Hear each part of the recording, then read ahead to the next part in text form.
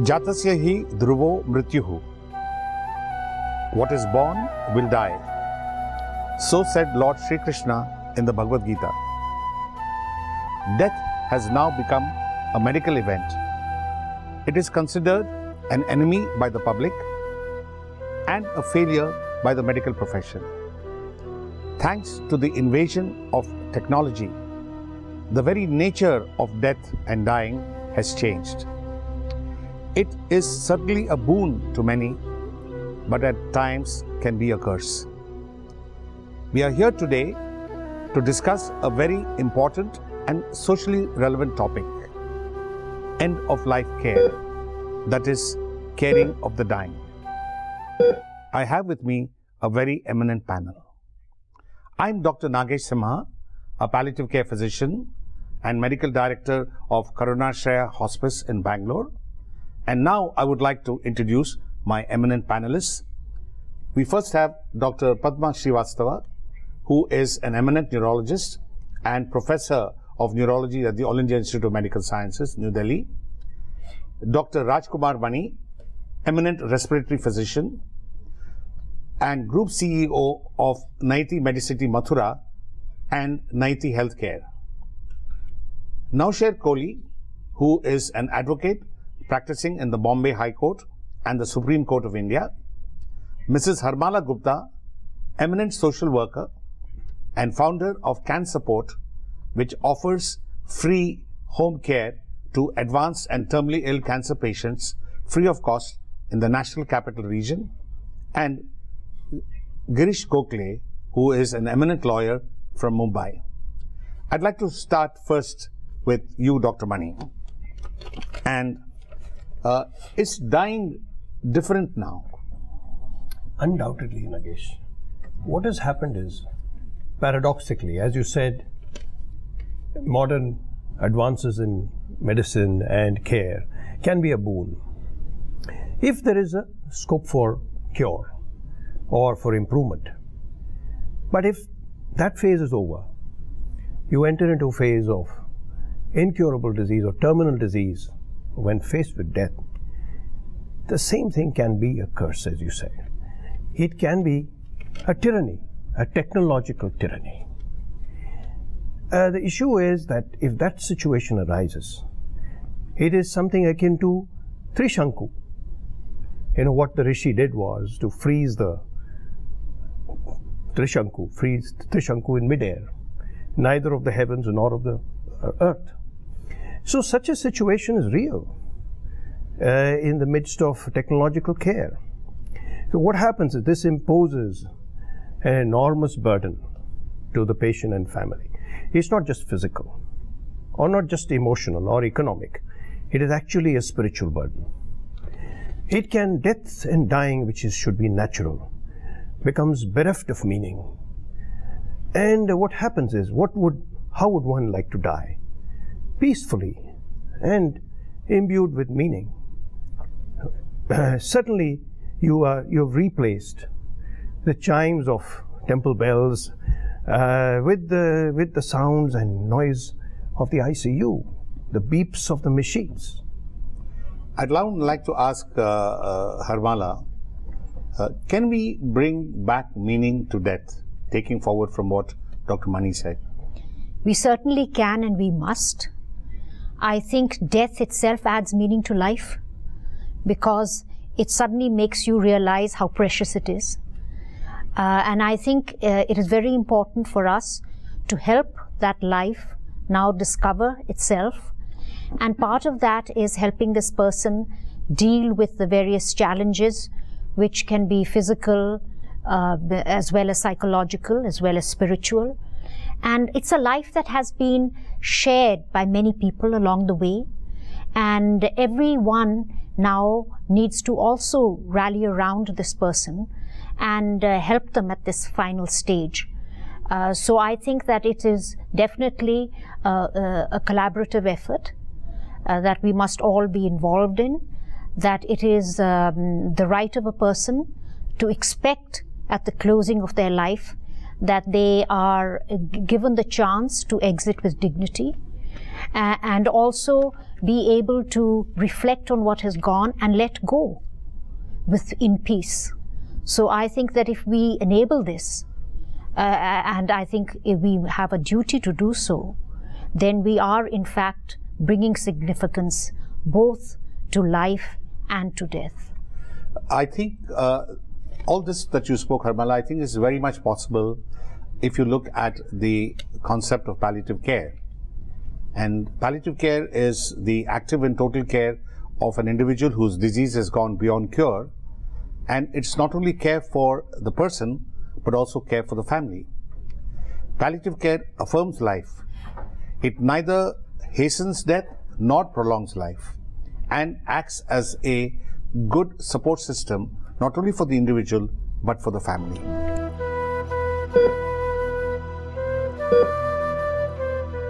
I'd now like to ask Dr. Mani, okay,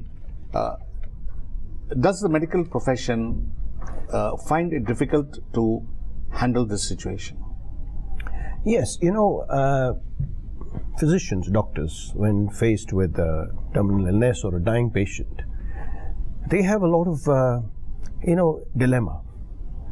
A scientific, professional dilemma and a moral dilemma. Of course, both coexist. These scientific dilemma, because when to, draw a line, where to draw a line, when to say the game is up. That's a very important question to answer. Because if we don't do that, we may do inappropriate treatments. We may intervene when it's no longer valid. And as I said, it can impose abnormal burdens. However, medical thinking and conceptual understanding has been advancing and evolving and improving. So we are able to now say with reasonable degree of certainty, scientifically, when the end of the road is being reached, and then there's evolution of bioethics and morality in medicine as well, which seem to guide us. So we definitely need, on the one hand, a scientific guidance, and on the other, a legal framework in which to make this happen on the ground. I'd now like to ask Mr. Gokhale as to what is the current legal position in India today? Current legal position is same as it was existing earlier. At that time, if we have to understand, the legal system was evolved more on a traditions. There were no codified laws because there was no central parliament to make the laws. We have the systems like what you call it as a right now, what was described as a palliative care, was there existing at that time also, where the old village people used to be taken to the holy place at the time of death. Vanaprasthashram was a part of it. Renouncing the world by renouncing the food or medicine was always acceptable as a pravyopavation, which Bharat Ratna Acharya Vinoba Bhave followed it. So these things were existing, but today, having there is a one unified state as such, which is existing as a one state, we require to have those laws to be codified so that ecosystem for the execution of these hospitals and the patient's right becomes very effective. I'd like to ask Mr. Nausher Kohli, has there been any progress in this regard as far as the law is concerned? There have, in fact, there have been incredible reforms in the last 2 years, if I was to say. There is a Mental Health Care Act, which has been now passed in 2017. There is a Treatment of Terminally Ill Patients draft, which has been put up for public comments. So, in my opinion, there's definitely way ahead in the right direction. For example, a couple of months ago, there was a writ petition filed in the Supreme Court by a bunch of doctors and lawyers praying for a constitutional declaration that any person has the right to choose or refuse treatment. Of course, the Supreme Court did dismiss the writ petition for correct reasons, that is the legislator's prerogative, but they made a very interesting remark in the order. They said that considering that this issue is indeed sensitive, we direct that this writ petition be sent to the Ministry of Health and Family Welfare for their consideration. So we are hopeful that the ministry looks at that writ petition and evolves from there in the right direction. Yes. I'd now like to ask Dr. Padma, how would you define death, or how is death defined in India today? Currently, it is circulatory arrest. Although you know that for an organ transplantation, we have a brain death criteria. So there is a dichotomy there. But the death currently is defined as a circulatory arrest. Yeah. Does that make it difficult for your patients and for their families? Yeah, and also for us, because as a neurologist now and as a critical care person, now there are a lot of a priori hypotheses that a clinician faces. For example, age is a big criteria itself. Now age is just a number, but it's also a bugbear for an outcome of an illness. So an 85-year-old person with a catastrophic illness versus 30-year-old with the same catastrophic illness. You know, there is a hypothesis that I have in mind as to how long do I care? How much do I do? There's also the nature of the disease. So you have a terminal malignancy in, say, again, a 8-year-old, a big stroke happening versus a young person. So again, with, you know, somebody with sepsis, multi-organ dysfunction, so how long do I care? And then you have this, you know, the prioritization of the services. So especially from a public sector hospital, I'm from AIIMS. So in an ICU, I have just 5 beds. So who do I continue this, you know, end-of-life care giving?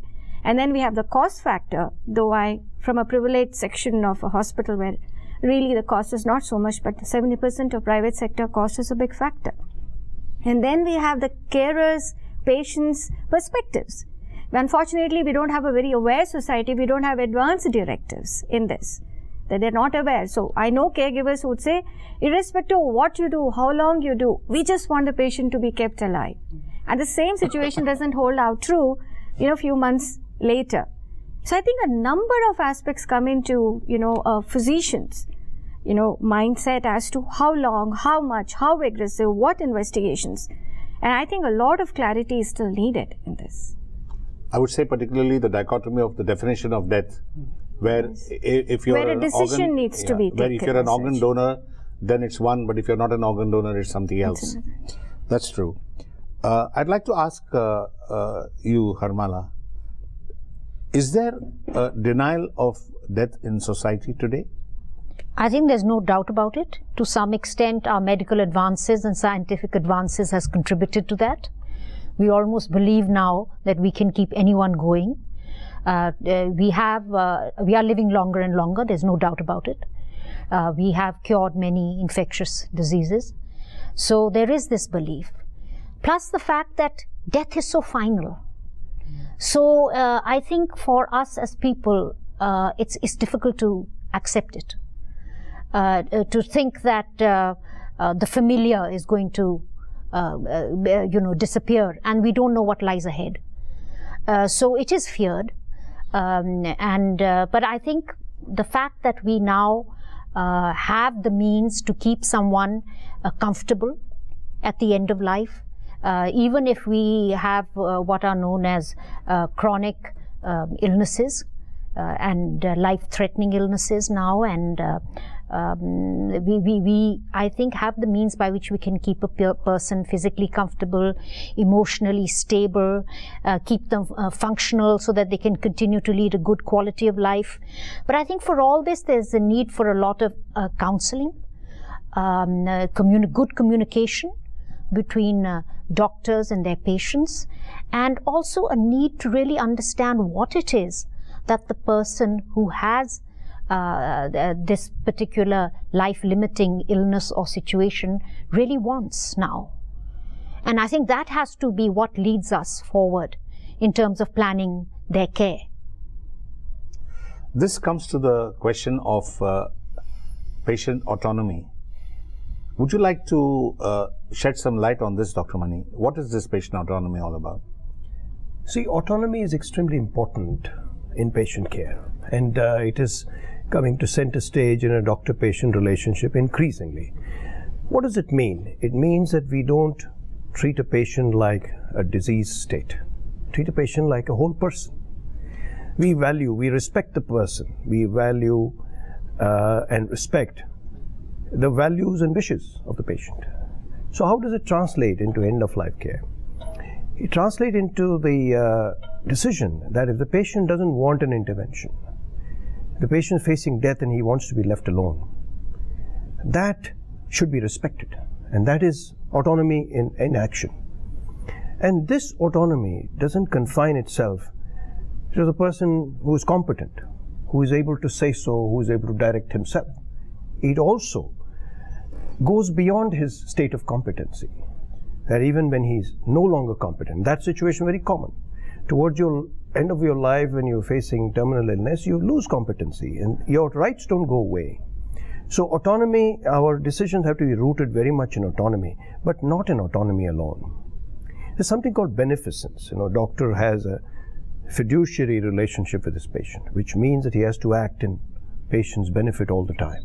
What does it mean? He acts in his best interest. Best interest means he's all the time weighing and considering whether the benefit is more or harm is more. And if there is no benefit at all, there's more harm, then he's obliged not to institute that treatment and not to advise that treatment. And similarly, it becomes clear at some point that it's going to do more harm than good, and it is against the patient's autonomy or values and wishes, then you're obliged to take that intervention away. So I think in medical practice, if it has to be holistic, you got to balance the two, autonomy and beneficence. How is it done? It is done by clarity in your prognostication and what you're dealing with, and through this communication, which Harmala and others have pointed out. It's the whole thing is based on how well you communicate, how open it is, how the patient or family is able to understand and participate in the decision making. So it's a collaborative effort between the patient and his representatives when he loses competence, and the treating, care providing team. So this is quite possible, and this is the standard of care today in dealing with such patients. Mr. Gokhale, while there has been good progress in the framing of the law, are there any lacunae right now? Would you like to expand on that? Advanced planning is required to be done. As in our Indian tradition, we have always been doing a planning of everything. Insurance for old age, looking after our the old age, medical insurance for an old age. So we have always had a concept of planning. We have a concept that there is nothing like a death as per Indian culture, while in a Western culture we celebrate the death. But despite that, we fear that there is death not going to come, and it is something taboo in an Indian society even to talk about it, and therefore we don't do the planning about it. Any advance will or any decision which the family has to be taken first has to be aware of its rights, has to be aware of its consequences, and it is a constant education process where the people should know that I can exercise the right and I have that right. Like what I will say in this advanced planning or end of medical life, the first basic ingredient of that is my right to regulate my own treatment. In a simple word, if I have to say, if tomorrow even for going for a small operation of tonsils or something, my consent is taken, then why not for giving me the insertive treatment and forceful treatment or otherwise required treatment, my consent is not taken, and if I am not capable of giving the consent, somebody else will give. Now how does it work? It either works with the advance will or advance directive. In advance directive, the problem that happens is that whenever you talk about it with the people, especially with my clients, they said it will be misused. Those who do not have even the access to the hospital facility, they say, "Arey, aap 5-star वालों की बातें कर रहे हो, हमको तो Crocin भी नहीं मिलता है." So this we are suffering in this context. But then what I will say is that we require to have a concept of advance willing, and we have to give some sort of a legitimacy. Now, how can we think of giving a legitimacy? Today, Aadhaar card has become the most legitimate, and it is going to be the permanent base for it. So, if the Aadhaar based card pay, there is a recognition that this person does not want to have a forceful treatment, it can be adjusted immediately. So, these are the various ways in which it can be done.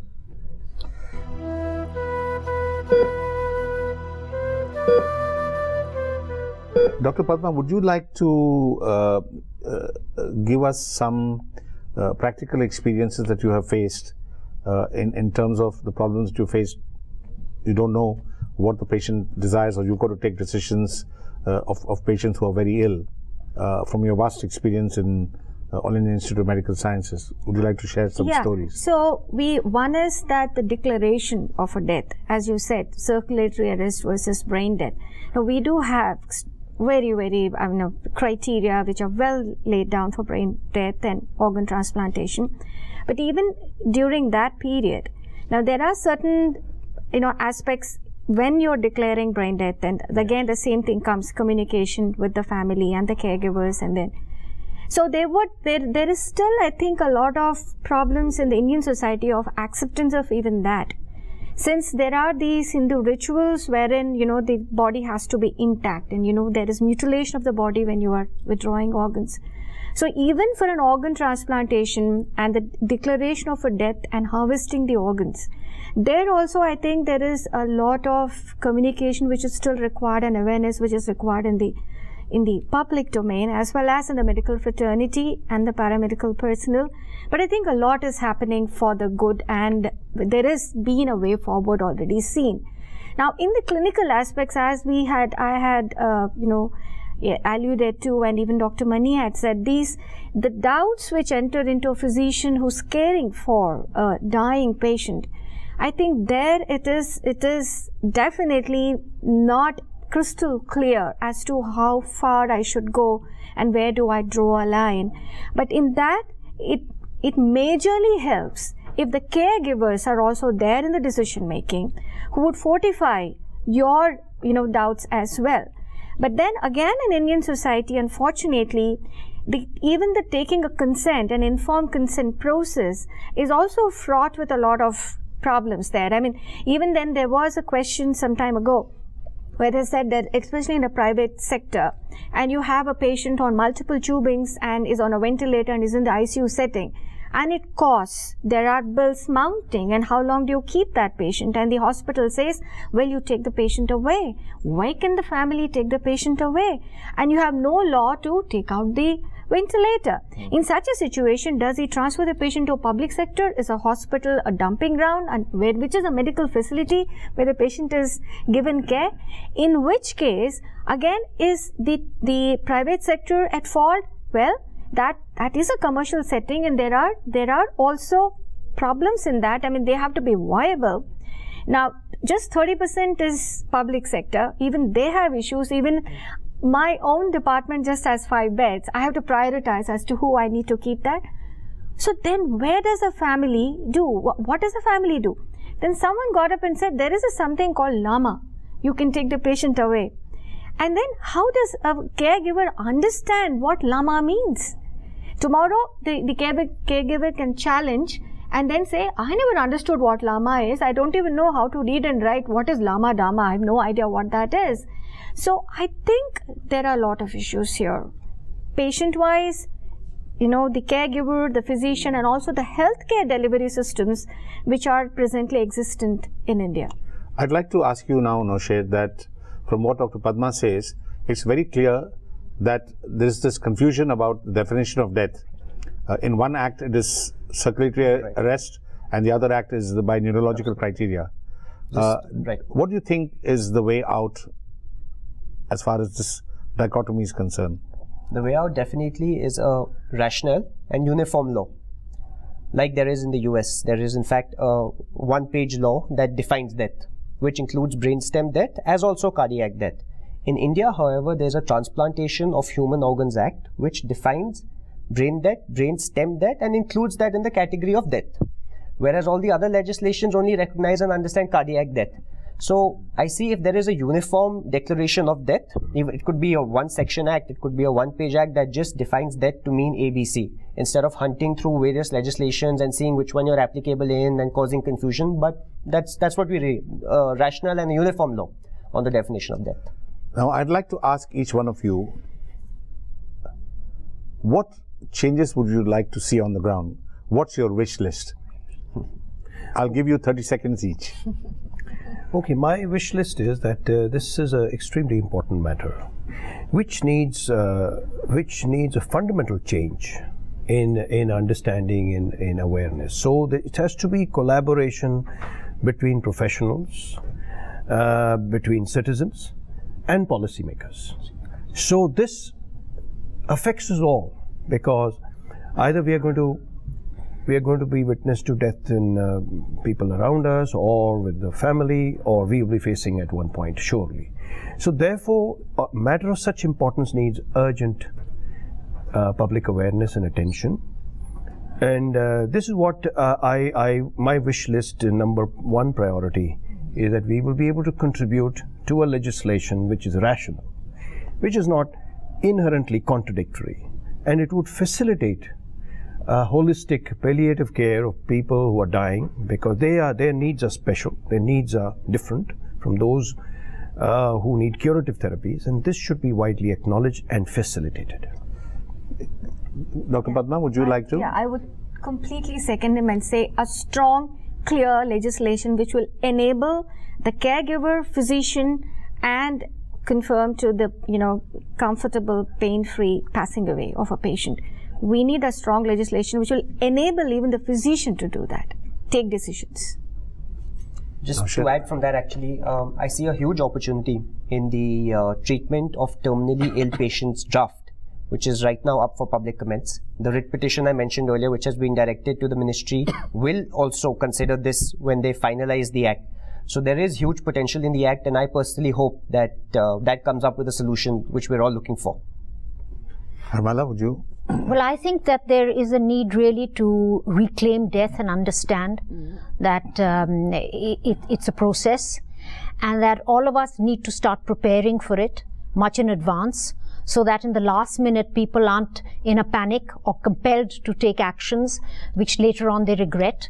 And I think for that we have to have conversations about death within the family, what people's wishes are. I think we should be able to talk about this openly. I think if physicians also need to recognize that if they have patients who have a life perhaps not more than 6 months or so, that it is time now to slowly start those conversations, get an idea of what it is that patients will want and what will be necessary as time goes on. And I think you have to, as everyone has been pointing out, get everyone on board in this. So we certainly need very good prognostication as well from the doctors for this to happen.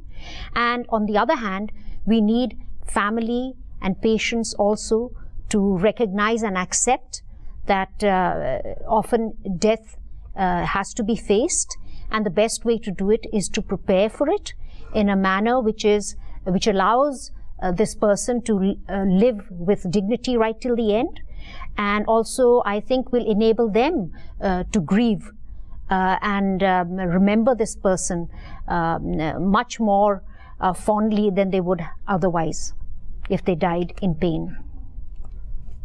Girish, what do you? According to me, it is a constructive approach of social upbringing with the legislative backing, with the human approach to it, because it is a very sensitive and emotional subject. It cannot be only implemented with the law. But there is a central law which is required, which will protect the right of a patient, which will also protect a right of a doctors, because there is always a fallacy, and which common thing goes on is a doctor is keeping a patient in a hospital because he wants to increase his billing. But a real good doctor and a good hospital has a list of the patients they really don't want to increase by keeping the patient falsely in the billing. So this fallacy which goes on, and the patients are not able to take relative financial planning is not done. So we require, for correctly giving a meaning of Article 21, right to live with dignity, there has to be a social, legislative, spiritual and emotional approach in the legislation which is going to come, and it has to be a constructive efforts of everybody. I think we've had a very interesting discussion. This subject is really not that complex as it is made out to be. It requires a simple common sense approach, and certainly we need the support of the government in order to enact a humane law which brings back trust and ensures that we are able to look at the whole business of dying in a just and a humane way. I thank all of you, my panelists, for the wonderful participation that you've had. Thank you very much.